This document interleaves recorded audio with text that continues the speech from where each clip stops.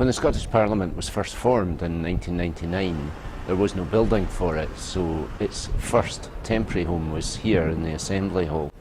And for those of us, the 129 members of that first Scottish Parliament, this will always have a special place in our heart. I'm very proud of the Scottish Parliament. You know, I will never forget that first day in the Parliament, the speech Donald Dewar made, really probably still the best speech that's been made in the Scottish Parliament.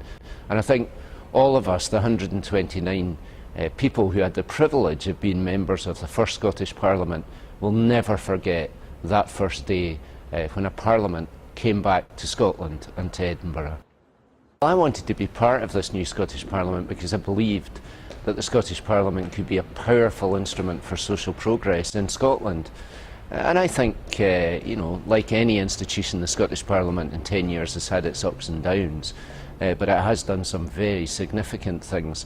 For example, the land reform legislation, which we passed early on in that first Parliament, which has now transformed really the ownership of Scotland, so that in many parts of Scotland the communities who live and depend on the land actually own the land on which they live.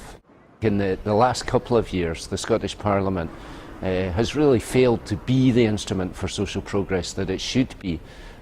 We put well over 100 bills through the Parliament in 2 4-year terms, but in the last 2 years the SNP have only put through 7 bills, and most of them, to be honest, have really been quite small.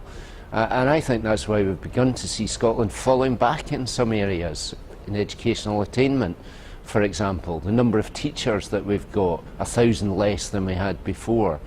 So what I'd like to see in the next 10 years is that turned around again, and Scotland's Parliament once again becoming an instrument for social progress, for building prosperity, for making the most of Scotland's talents and ingenuity.